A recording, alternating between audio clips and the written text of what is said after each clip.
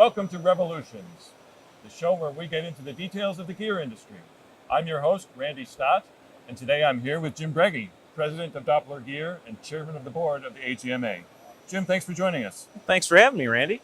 Today I'd like to talk a little bit about the association itself. And if you could give us some of your history and your involvement in what you've done with AGMA. Yeah, definitely. I work for a small family business. I'm the third generation in that business. And when I got involved, we weren't members of AGMA. Mm-hmm. And through some other people in the industry that I knew, I was heavily encouraged to join the AGMA. And now that I think about it, actually going back, the two places that I would get my information from on all things gear related and industry related were Gear Technology magazine, because it came to our shop and I read it, and the trade show, mm-hmm. which was at Gear Expo or Motion and Power. And those were my sources of where I would learn about things, other companies, cutting tools, fluids, equipment, and just generally getting as much knowledge as I could in gear metrology and those sorts of things. So having those two pieces of information, when I was encouraged to join the AGMA, which I did, probably 2007, mm-hmm. 2008, I really got involved because I found that it was an excellent source of information beyond the trade show, which is only every 2 years. Right. And luckily, Gear Technology magazine comes very often and has a lot of that information. But from the magazine, you really can't meet face-to-face. You can't network with those people, learn from people one-on-one, talk to industry people, and see what's going on unless you really get involved. And so I did that, and they asked me to be involved in this thing they were trying to come up with that eventually turned into what was called the SRN, the Strategic Resource Network. And so I helped form that with Corey Sanderson, and that was really successful. We made a lot of really good contacts, and I think grew the network in a good way. And after that, I was on the Statistics Council and served on the board, and they asked me to become treasurer, and I'm serving now as chairman. And through this whole experience, it has really been fantastic source of knowledge for me professionally and for my small company in Minneapolis, Minnesota. I would not be able to get that information, I don't think, anywhere else. Mm-hmm. So Randy, really, it's been my pleasure to be involved. Mm-hmm. And now that you're chairman, what kind of things are you working on with the association? Oh boy, there's a lot of great things going on in the association. We started a few years back. We had a strategic planning breakout, and I believe almost everybody on the board of directors at the time was involved in that.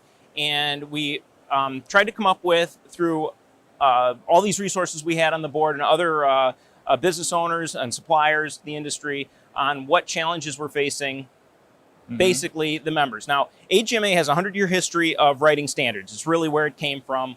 And there's 23 technical committees. They do an outstanding job. So that's really well covered. It has been for a long time. Mm-hmm. And they also do a very good job, not only with the trade show, but the education. So there's a variety of courses that are offered, engineering courses. And so we said, well, standards are a no-brainer. That's what we are. And then education, we also do very well, but it's critical. Finding people, training people, retaining people, and passing on a lot of this institutional knowledge is key. So education was one of the strategic focuses. Another strategic focus was we didn't feel that as the AGMA, we were even letting all the members know all the great things we were doing. There's so much going on in the association. So really, we formed an industry voice committee to try and promote the different things we do, and there's so many of them. So that was another strategic objective. Over 25% of our membership is outside of North America. So we're an international association, and so we have global outreach and connections that we're trying to make sure that the people domestically can, basically we have a Chinese trade mission coming up. Mm-hmm. Basically, those domestic companies have access to the outside world, and then our international members also can basically get the value of their membership. So it was education, industry voice, the global outreach, and then last one was really the trade show, and that's kind of some new news coming up, and I think I can break that to everybody. But we're rebranding the trade show, and we're actually making it bigger and inviting in more people that are related to the gear industry, and also all sorts of motion and power, hydraulic, mechanical, electric. You probably heard electric drives in cars, things like that. So really, there's been a lot going on in the last, I would say 4 years with AGMA. Really dynamic. We have a great new president in Matt Croson. I believe you might be talking to Matt. I will soon. You can ask him those questions, but yeah. So I really I'm excited to be involved, and I think there's a lot of great things happening. So if the people watching this want to get involved with AGMA, what's the best way for them to do that? Oh boy, well that's a great question. I got involved with my small company by simply joining as a member. If you're a produce gears in your company, you can become a full-fledged company member. If you're a supplier to the industry, you can become an associate member. But really, all those things that are available are there for whatever class of membership you have. If you're an academic member, say a professor, you can join. There's a special rate for that. And then we have a membership class for retirees. But really, speaking to those of you out there that aren't members, I would say just join. You can go to the website. There is an application form there. You self-report. You sign up, and somebody from staff will get in touch with you, as they did with me.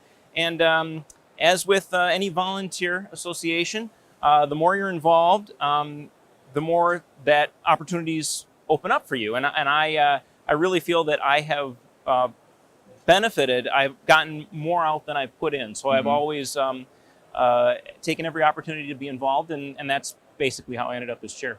So Jim, how does participating as a volunteer in the association help a member and his company? Well, from my perspective, I can speak to that. Being involved in the association has helped me personally grow and develop, because from my chair at small Doppler Gear Company, we face those challenges that small manufacturers face, and those things that come up. But when you're in a room with people from all across the industry, and these are people that have had, I like to say, I meet some of these people and they've forgotten more about gears than I'll ever know in my entire life. They're just a tremendous resource. And also when you're involved in the AGMA, and there are the decision-making processes and the things, even watching standards being developed, watching how that collaboration happens, watching how people actually form and make decisions, I think has been very valuable to me as a manager growing up, and I bring that back to the workplace, and I hopefully apply my trade better because of my involvement with the association. Yeah, very good. Thanks.